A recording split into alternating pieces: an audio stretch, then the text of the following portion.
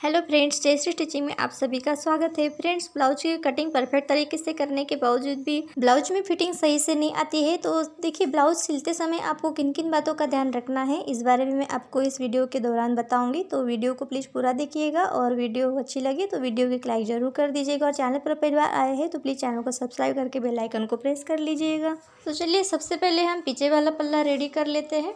क्योंकि देखिए सबसे पहले आप पीछे का पल्ला रेडी करेंगे तो सामने का पल्ला आपको बनाने में आसानी हो जाएगी। क्योंकि देखिए सामने का पल्ला अगर पीछे के पल्ले से 2 पॉइंट या फिर आधा इंच कम भी हो जाए तो भी कोई फ़र्क नहीं पड़ता है। लेकिन अगर पीछे का पल्ला कम हो गया, लंबाई कम हो गई पीछे के पल्ले की, तो आपके ब्लाउज की लंबाई भी कम हो जाएगी। ठीक है, तो इस बात का आप ध्यान रखेंगे। तो देखिए यहाँ पर मैंने टक्स की मार्किंग कर ली है। अब इसको हम इस तरफ छाप लेते हैं। तो देखिए इस प्रकार से इसको छाप देंगे और यहाँ पर भी हम मार्किंग कर लेते हैं इस तरफ। अब दोनों टक्स में हम सिलाई डाल देंगे। तो देखिए आधा इंच की दूरी से हमें इस प्रकार से सिलाई को डालना है। यहाँ पर आप डबल सिलाई भी लगा सकते हैं या फिर सिंगल सिलाई भी लगा सकते हैं। तो अभी मैं यहाँ पे सिंगल सिलाई बस डाल रही हूँ। तो इस प्रकार से देखिए यहाँ पर मैंने टक्स में सिलाई डाल दी है। अब हम कमर पट्टी अटैच करेंगे। तो देखिए इस प्रकार से टक्स के ऊपर नाखून से क्रीच कर लेंगे आप। अब देखिए यहाँ पर मैंने 2 इंच चौड़ी पट्टी ली है और देखिए इस प्रकार से यहाँ पर एक एक प्लीट्स डालनी है टक्स के ऊपर। देखिए टक्स के ऊपर इस प्रकार से एक एक प्लीट्स डालने का फ़ायदा ये है कि आपकी जो कमर पट्टी है ये खींचती नहीं है। नहीं तो अगर आप इस प्रकार से प्लीट्स नहीं डालेंगे तो पट्टी जो है खींचने लगेगी कमर की तरफ। तो इसको आपको इस प्रकार से एक एक प्लीट्स डाल देना है तो ये अच्छे से यहाँ पे सेट हो जाती है। ठीक है, तो इस प्रकार से देखिए साइड साइड से हम ये थोड़ा थोड़ा कपड़ा फोल्ड करेंगे पट्टी में इस प्रकार से, और पट्टी को अब हम उल्टी साइड पलट देंगे और कच्ची सिलाई लगाएंगे। आप चाहे तो यहाँ पर डायरेक्ट सिलाई लगा सकते हैं या फिर बाद में इस प्रकार से कच्ची सिलाई लगा के हाथ से तुरपाई कर लेंगे। अब देखिए यहाँ पर जो भी एक्स्ट्रा कपड़ा है उसको कट कर लेंगे और देखिए इस प्रकार से इसको फोल्ड करेंगे और यहाँ बीच सेंटर में एक मार्किंग करेंगे।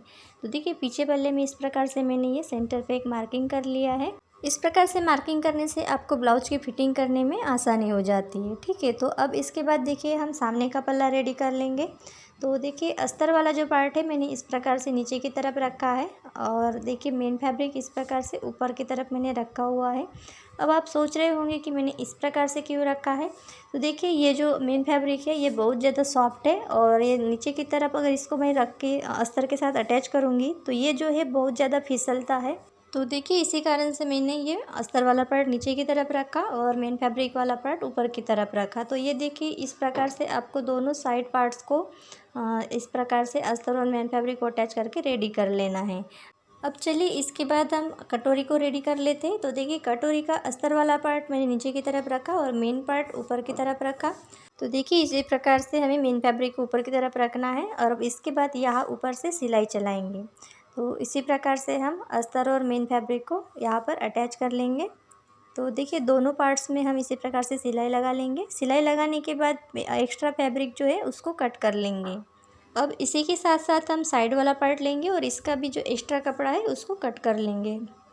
तो देखिए इसी प्रकार से हम सभी पार्ट्स का जो एक्स्ट्रा कपड़ा है उसको कट कर लेंगे। अब इसके बाद देखिए कटोरी में हमें टक्स डालने हैं। तो देखिए कटोरी को इस प्रकार से उल्टी साइड से हमें इस तरह से फोल्ड करना है और देखिए यहाँ पर नीचे की तरफ 1.5 इंच पर मार्किंग करेंगे और इसके बाद हम लंबाई का निशान लगाएंगे। टक्स की लंबाई हम यहाँ पर रख रहे हैं 3 इंच। तो इस प्रकार से देखिए 3 इंच पर मार्किंग करेंगे और एक सीधी लाइन खींच देंगे और इसके बाद हम यहाँ से थोड़ा हल्का घुमाते हुए टक्स में सिलाई डालेंगे। एकदम सीधा सीधा नहीं डालना है, नहीं तो आपकी कटोरी में जो नोक बनने लगेगा। तो आपको इसी प्रकार से थोड़ा हल्का घुमा के सिलाई लगाना है। ठीक है, तो अब इसके बाद हम कटोरी को साइड पार्ट के साथ अटैच करेंगे। तो इस प्रकार से देखिए कटोरी को आपको मिला के रखना है ऊपर की तरफ और नीचे की तरफ सिर्फ 1 इंच थोड़ा सा एक्स्ट्रा रखना है। देखिए 1 इंच तक आपको बढ़ा के रखना है कटोरी को और यहाँ से देखिए जो एक्स्ट्रा कपड़ा है उसको कट कर लेंगे। तो यहाँ से मैंने बिल्कुल थोड़ा सा कपड़ा कट किया है। इसी प्रकार से आपको ज़्यादा नहीं कट करना है, यहाँ पे बस हल्का सा नीचे से छाट देना है। अब इसके बाद हम कटोरी और साइड वाला जो पार्ट है उसको अटैच कर लेंगे। देखिए, जब भी हम ब्लाउज की कटिंग करते हैं और सामने की गले की लंबाई लेते हैं तो बराबर लेते हैं, लेकिन जब हम ब्लाउज की सिलाई करते हैं तो सिलाई करने के बाद सामने का गला जो है कभी कभी छोटा हो जाता है। तो वो क्यों होता है इसके बारे में मैं आपको बताऊंगी इस वीडियो में, और उसको कैसे ठीक करेंगे वो भी बताऊंगी, तो प्लीज़ वीडियो में बने रहिएगा। तो देखिए, यहाँ पर मैंने दोनों पार्ट्स इस प्रकार से रेडी कर लिए। दोनों पार्ट्स में मैंने कटोरी अटैच कर लिए हैं। अब देखिए, बेल्ट अटैच करने से पहले आपको क्या करना है, पीछे का पल्ला लेना है इस प्रकार से, और देखिए सामने वाले पल्ले को इस प्रकार से यहाँ पे रखना है। अब देखिए, शोल्डर से शोल्डर बराबर ऊपर की तरफ मिला के रखना है इस प्रकार से।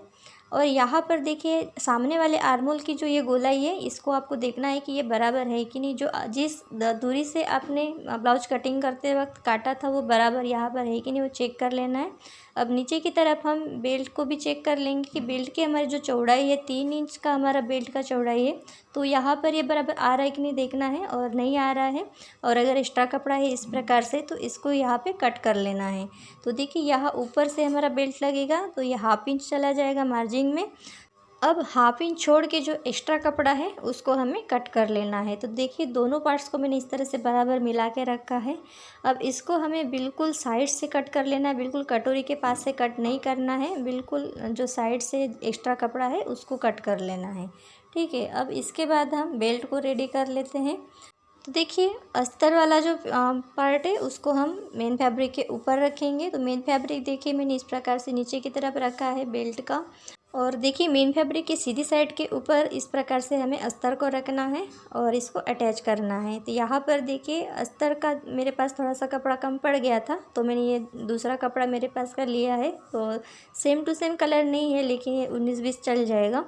तो देखिए, इस प्रकार से आधा इंच की दूरी से एक सिलाई चलाएंगे और अस्तर वाले पार्ट को इस तरह से पलटेंगे और ऊपर से दबाव के लिए एक सिलाई चलाएंगे।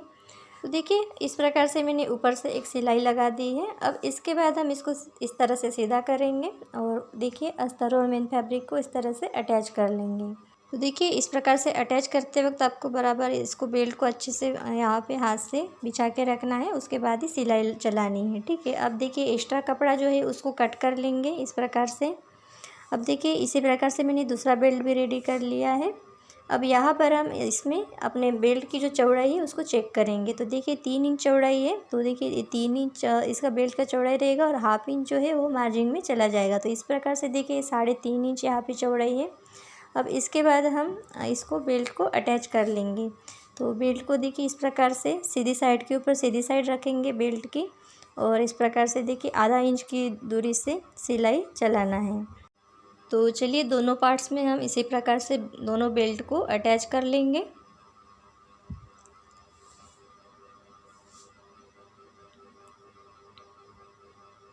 अब यहाँ पर हम डबल सिलाई चलाएंगे। इस प्रकार से डबल सिलाई चलाने से यहाँ पर ये बेल्ट जो है अच्छे से मजबूती से लग जाता है।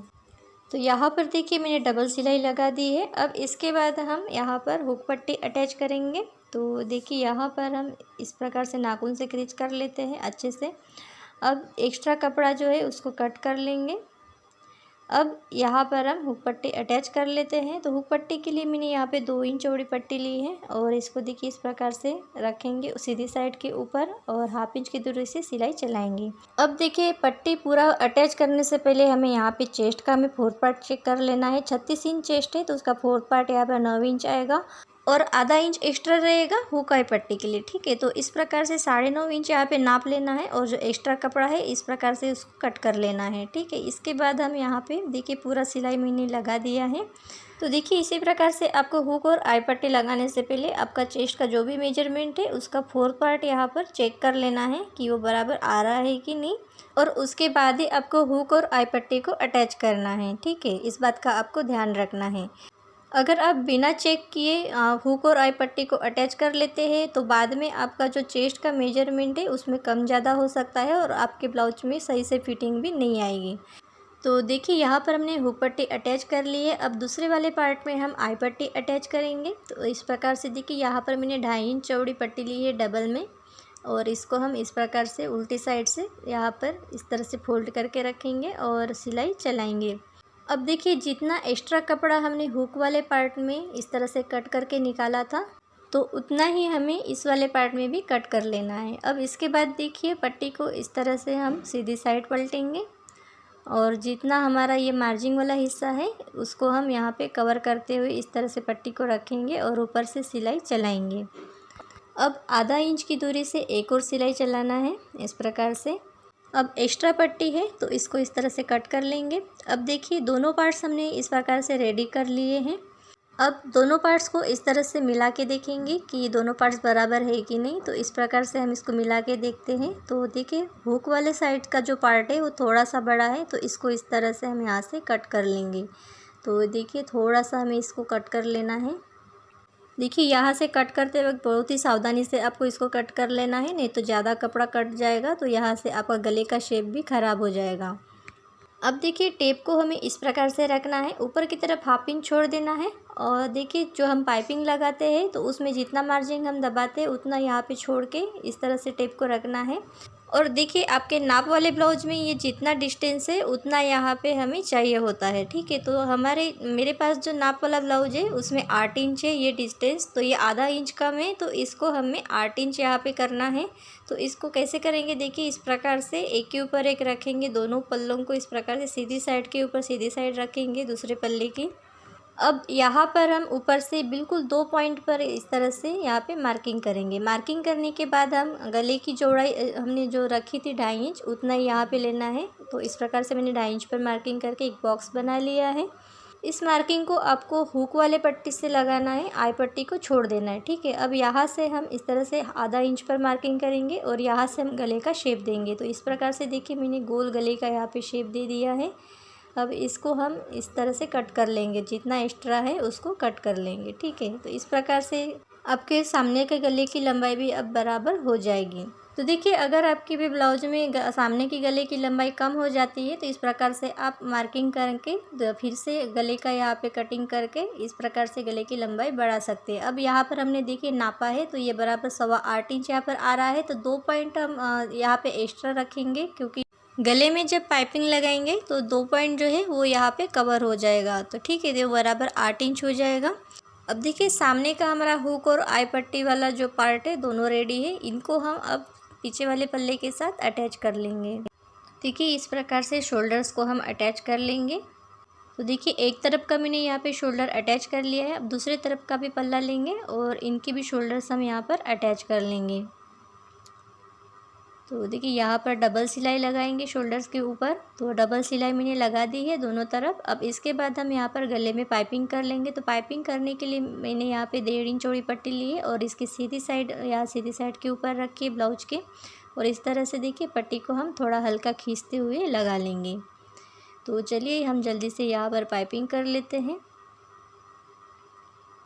तो देखिए पट्टी को मैंने यहाँ पे अटैच कर लिया है। अब पट्टी को अटैच करने के बाद इसको देखिए थोड़ा एक्स्ट्रा पट्टी यहाँ पर रखेंगे और बाकी का कट करके अलग कर लेंगे।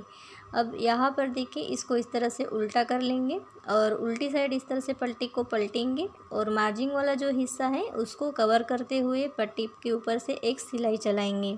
तो देखिए इस प्रकार से मार्जिंग वाले हिस्से को कवर करते हुए सिलाई चलाते जाना है। अब देखिए पट्टी को यहाँ पर हमने पूरा फोल्ड कर लिया है और एक्स्ट्रा कपड़ा है उसको इस तरह से कट करके अलग कर लेंगे।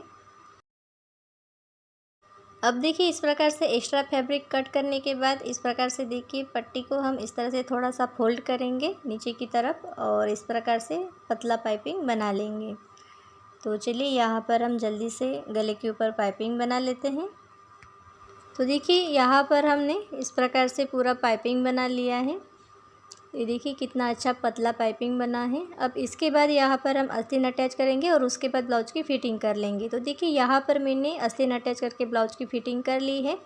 तो देखिए अगर आपको नहीं पता कि ब्लाउज की फ़िटिंग कैसे करते हैं तो उसका वीडियो भी मैंने पहले शेयर किया हुआ है। तो आपने वो वीडियो नहीं देखी है तो उसका लिंक मैं आपको डिस्क्रिप्शन बॉक्स में दे दूँगी, वहाँ पर आप देख सकते हैं।